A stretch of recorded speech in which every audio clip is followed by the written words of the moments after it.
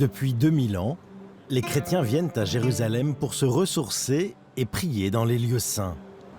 Au cours des siècles, certaines communautés se sont installées et habitent la vieille ville pour créer des monastères et accueillir les pèlerins. Les Arméniens ont une présence ininterrompue depuis le IVe siècle. Leur quartier représente près de 20% de la vieille ville.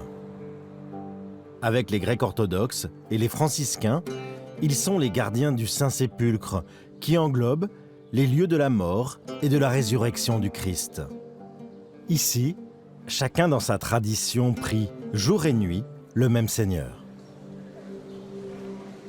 Nous nous trouvons dans la cour de l'église du Saint-Sépulcre, qui est le plus saint des lieux pour l'ensemble des chrétiens du monde. Pas seulement les chrétiens, mais également ceux qui visitent ce lieu saint pour en apprendre davantage sur la chrétienté.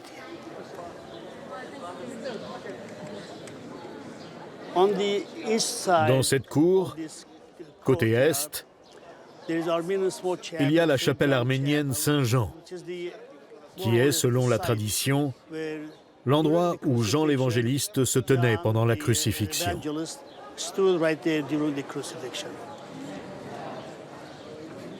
Au début, il y avait deux entrées, deux portes en fait.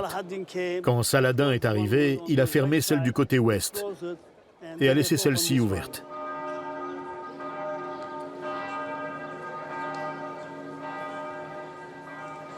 Tout là-haut, vous voyez deux fenêtres avec l'échelle qui a été mise il y a de nombreuses années. Je crois que le supérieur avait une chambre et sortait durant la nuit pour prendre l'air. Il descendait sur le balcon ici. À ma connaissance, c'est la raison principale. Mais elle a été également utilisée pendant la guerre pour apporter de la nourriture à ceux qui vivaient à l'intérieur.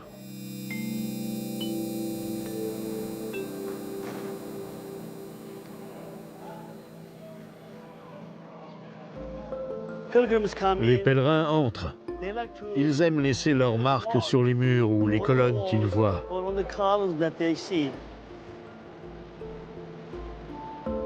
Il y a des inscriptions arméniennes, Ovanes, Jean ou de simples croix qu'ils tracent ici.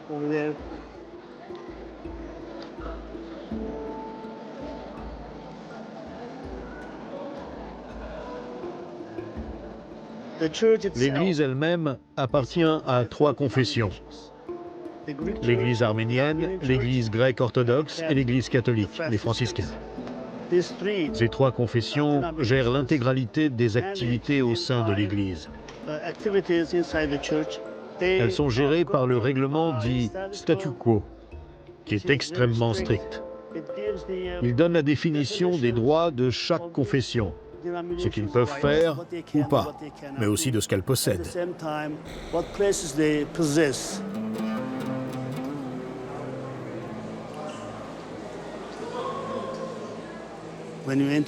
Lorsque l'on entre à l'intérieur, ce que l'on voit, c'est un rectangle de pierre d'un peu plus d'1 mètre de long et qui s'appelle la pierre de l'onction, ce qui signifie que lorsque le Christ a été descendu de la croix, il a été allongé sur le sol afin que le corps soit embaumé et lavé selon la tradition juive. Parce que le corps du Christ a touché le sol, les pèlerins aiment venir et se rapprocher de la pierre, la toucher. C'est une façon de respecter le Christ, de montrer leur amour pour Dieu, pour ce qu'il a fait pour nous. Il est venu pour sauver l'humanité. Il est mort et a lavé nos péchés par son sang. cleanse our sins.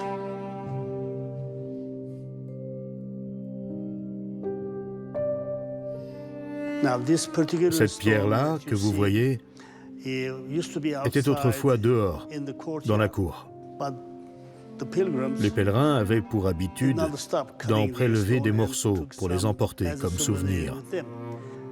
Afin de préserver la pierre, il a été décidé d'en mettre une autre par-dessus. Donc la pierre d'origine est en dessous de la pierre rose que vous voyez maintenant. Cet endroit appartient à la fois aux catholiques, aux grecs et aux arméniens à parts égales.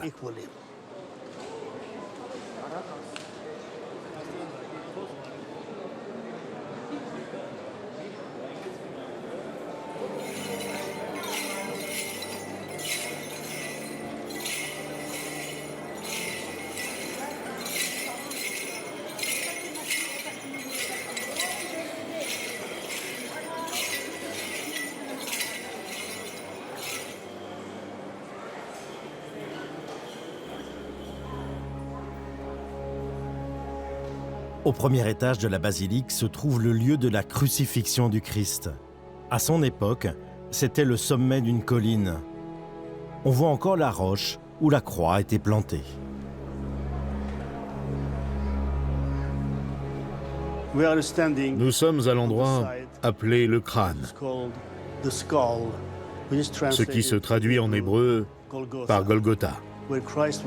C'est ici que le Christ a été crucifié, entouré par deux voleurs.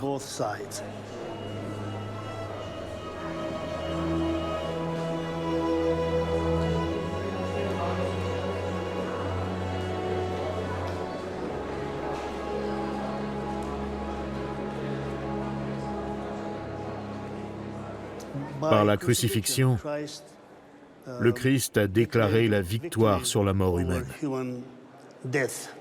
Le mystère de tout ceci est que quelque chose s'est produit. Dieu a versé son sang ici pour le pardon de l'humanité. Il nous a été donné cette chance de pouvoir être pardonnés de nos péchés et être avec lui pour la vie éternelle.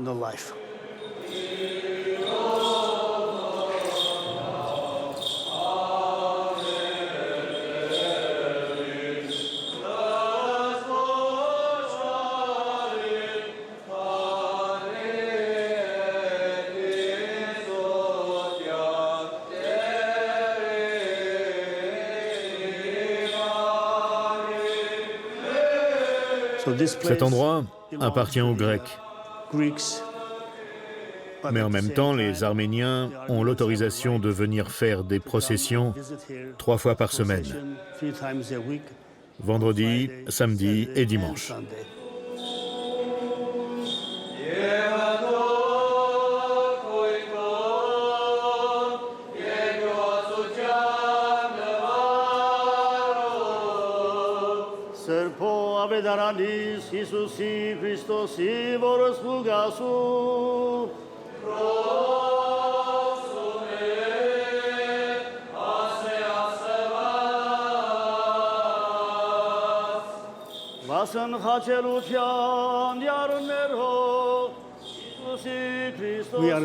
Nous sommes dans la partie arménienne, qui est à gauche de l'entrée de l'église du Saint-Sépulcre.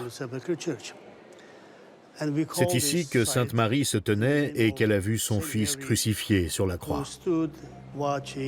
C'est pourquoi, en arménien, nous appelons ce lieu l'endroit où Marie perdit connaissance en assistant à la crucifixion de son fils.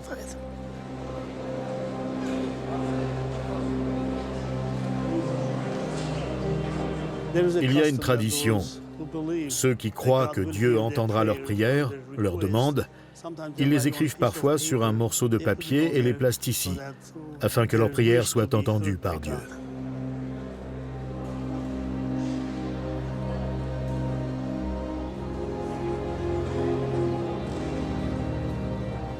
Nous avons également, à ma gauche, un autre autel au nom des Maries qui sont venues le dimanche de la résurrection avec l'encens et la myrrhe pour embaumer le corps du Christ.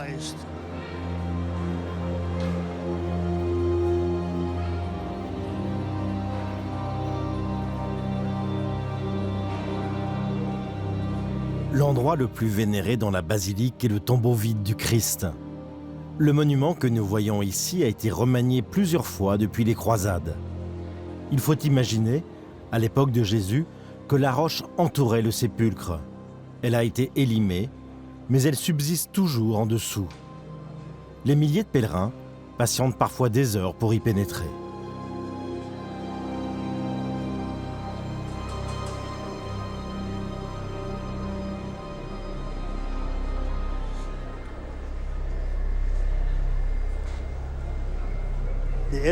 L'édicule comprend 2 sections. L'antichambre, qui s'appelle la chambre des anges.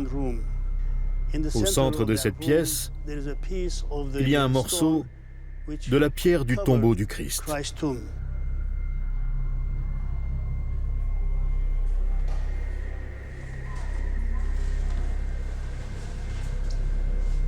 Lorsque l'on rentre plus à l'intérieur, c'est le tombeau du Christ recouvert de marbre.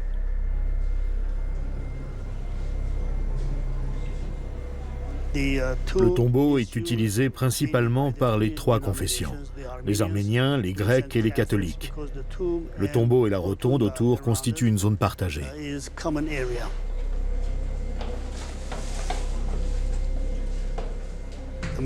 La chose la plus importante, c'est que le Christ est ressorti du tombeau. Pour prouver qu'il était humain, il est mort. Mais en tant que Dieu, il est ressuscité, pour prouver que sa mission était accomplie par la résurrection.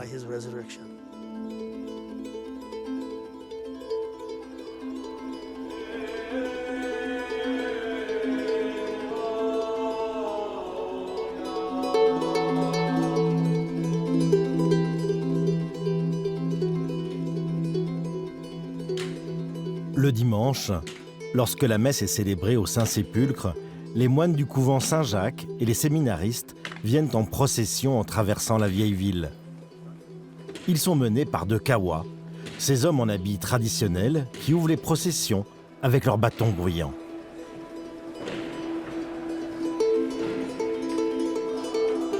Arrivés dans la basilique, ils montent au premier étage dans la chapelle arménienne.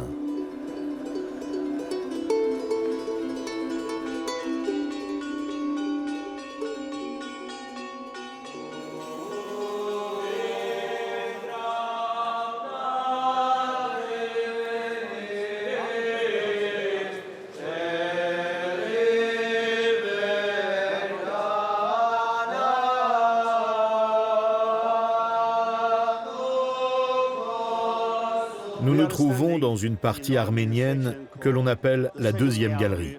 Nous l'utilisons pour nos prières et des messes.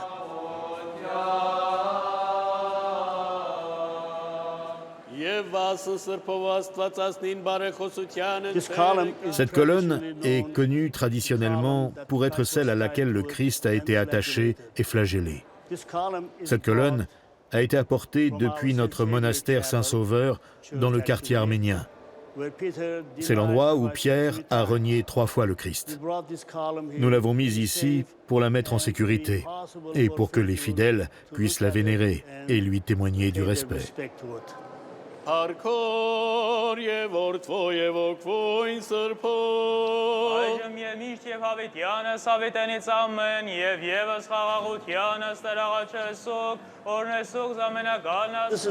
C'est une partie du Saint-Sépulcre qui est en fait uniquement pour les Arméniens. Les Grecs ont leurs propres endroits, les catholiques également. Tous les dimanches, l'église syriaque a le droit d'avoir une messe dans la chapelle de Joseph d'Arimathie, qui appartient aux Arméniens. Et l'église copte a accès à une petite chapelle qui jouxte le tombeau du Christ.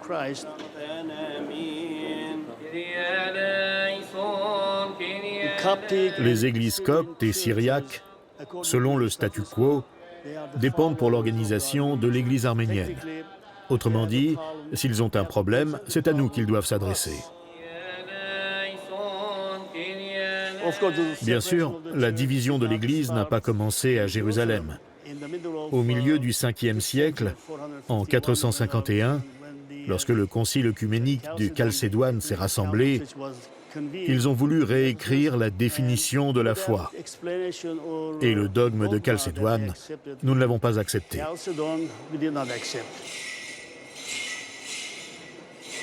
Donc, automatiquement, l'Église a été divisée.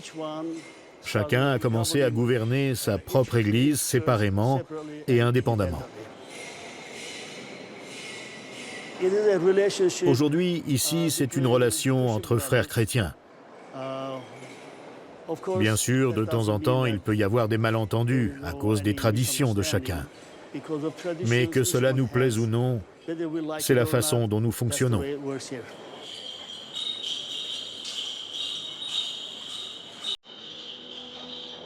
En ce sens, dans la même Église, il y a une certaine union.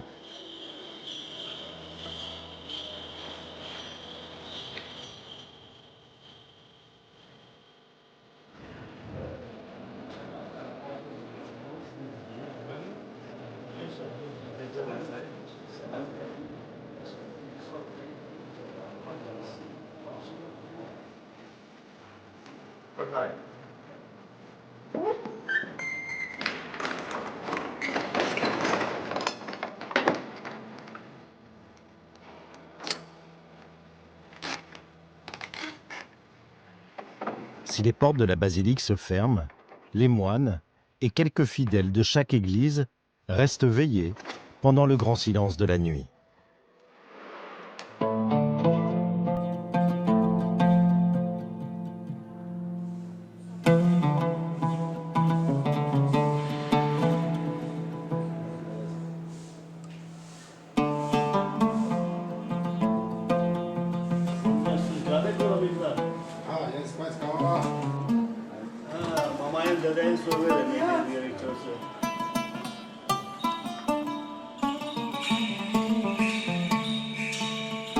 « 24 heures sur 24, nous avons des personnes ici qui s'occupent de l'Église. Pendant la nuit, il y a bien sûr de nombreuses lampes à huile. Nous les allumons pour marquer notre respect pour ce lieu. Il est toujours vivant à nos yeux. Il doit être continuellement visité et nous devons nous souvenir que le sacrifice du Christ a été fondamental et essentiel pour l'humanité.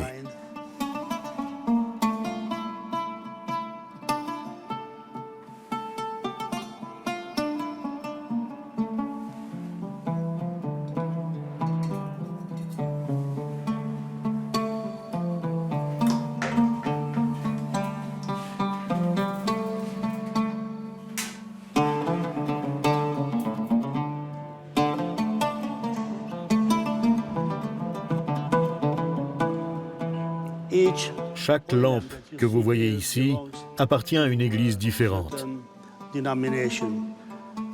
Par exemple, si vous regardez le médaillon en dessous, vous voyez un A, ce qui signifie arménien.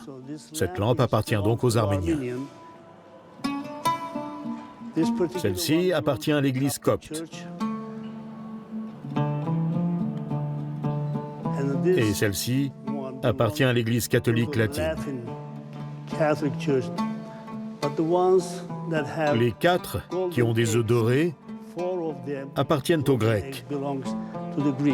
Ils en ont donc plus que les autres.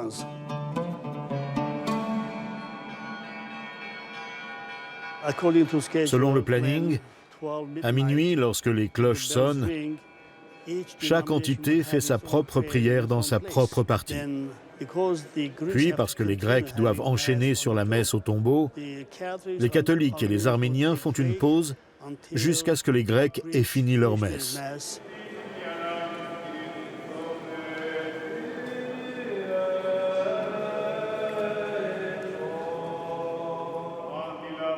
Il y a plusieurs autels qui ressemblent à celui que nous voyons ici actuellement. C'est un autel arménien consacré à la mémoire d'un moment qui s'est produit lors de la crucifixion. Les soldats qui ont crucifié le Christ voulaient se partager sa tunique. La tunique du Christ était faite d'une seule pièce, donc ils ne voulaient pas la couper en morceaux. Mais à la place, ils ont décidé de tirer au sort pour déterminer un vainqueur qui garderait la tunique. C'est pourquoi ici on peut lire «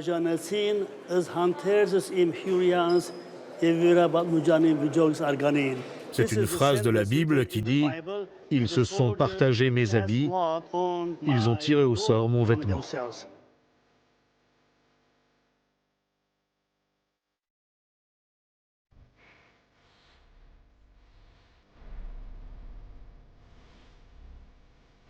Je descends les escaliers qui appartiennent aux Arméniens.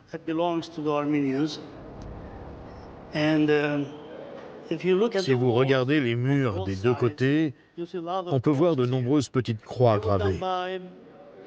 Elles ont été faites par des pèlerins ou un sculpteur les a faites pour les pèlerins qui voulaient qu'on se souvienne de leur passage au Saint-Sépulcre.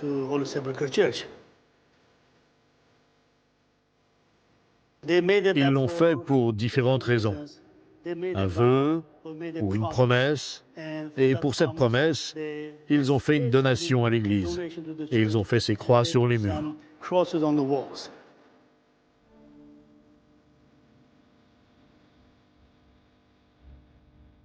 Cette chapelle appartient aux Arméniens. Elle est appelée par les non-arméniens la chapelle Sainte-Hélène. Nous, les Arméniens, nous l'appelons Saint Grégoire l'Illuminateur, car c'est Saint Grégoire l'Illuminateur qui a converti la famille royale au christianisme en 301. Traditionnellement, nous croyons qu'il est venu à Jérusalem et qu'il y a vécu pendant 7 ans. Si vous observez les murs, les images décrivent la vie de Saint Grégoire et comment le roi Tiridate lui demande pardon pour ce qu'il lui a fait. Il a ensuite été baptisé dans l'Euphrate et est devenu chrétien. Il a fondé la première église chrétienne en Arménie, à Etchmiadzin. C'est pour toutes ces raisons que l'église arménienne appelle cette chapelle Saint Grégoire l'Illuminateur.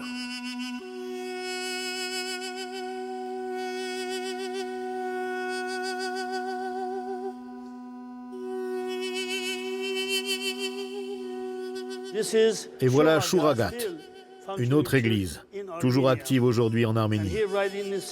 Et ici, juste au milieu, vous avez le mont Ararat, où l'arche de Noé s'est arrêtée. Et il y a une autre église, Saint Garabed, Saint Jean-Baptiste le Précurseur, qui était en Turquie à l'époque, et l'église a été détruite après le génocide. Cette mosaïque, dans son ensemble, a été établie en mémoire du génocide de 1915. Maintenant, je vais vous montrer une chose très intéressante que nous avons découverte en 1984. Les Arméniens ont voulu savoir ce qu'il y avait derrière les murs de cette chapelle. Presque clandestinement, ils ont creusé et découvert des vestiges inconnus du IIe siècle.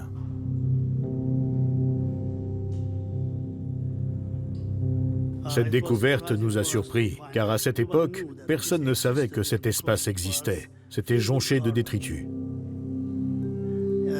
Pendant des siècles, ce lieu était recouvert par les pierres, sous terre, et personne n'en savait rien. Quand nous avons ouvert ce mur, nous avons découvert ceci.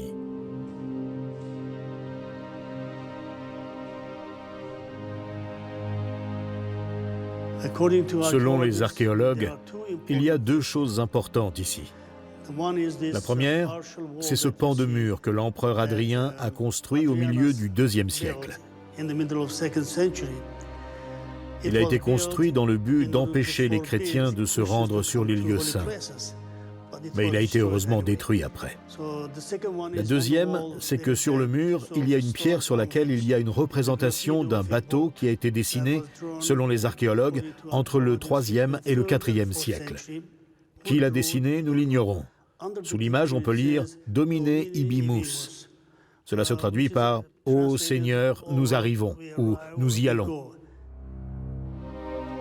C'est une preuve du fait que des pèlerins du monde entier venaient visiter ce lieu à différentes occasions et à différentes époques.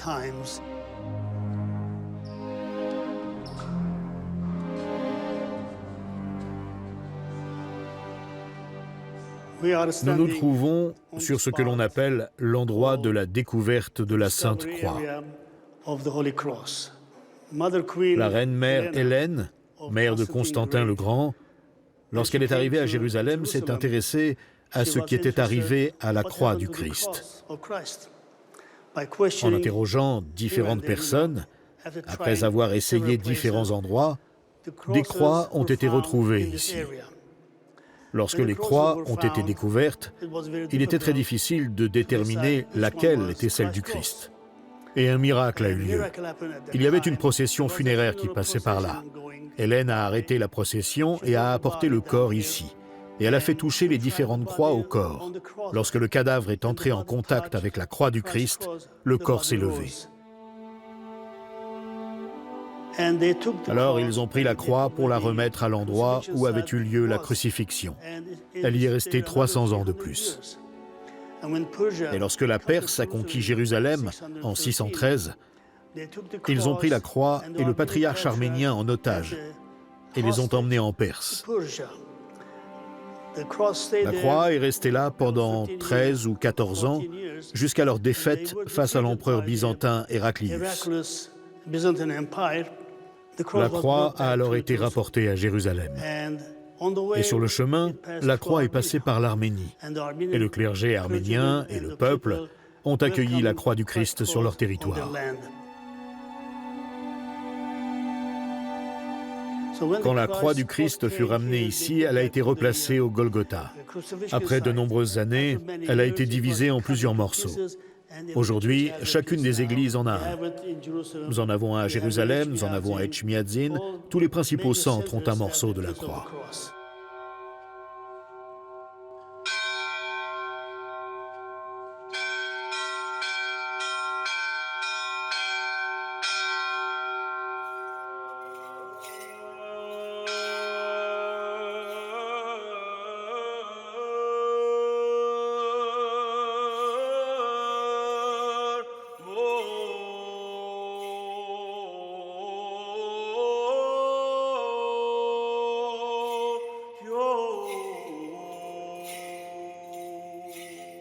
Զորությանց դերգարոյ բادرազմիմ Սա ինքն է թակավոր փառած օրհնյալ եկյալ անվամ բյարն օրհնյալ որ քալոցե օրհնություն իփարթունս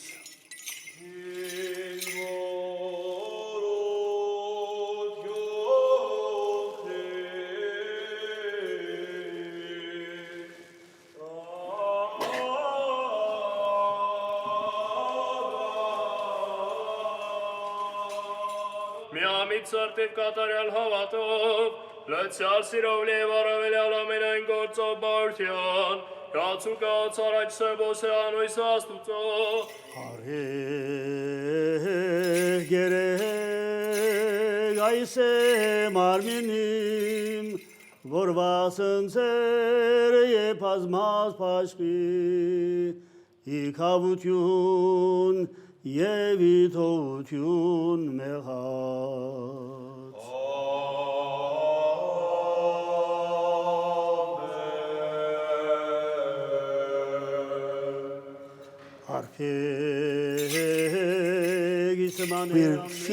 Nous ressentons que c'est très important et que c'est une chose que nous faisons qui nous associe à Dieu.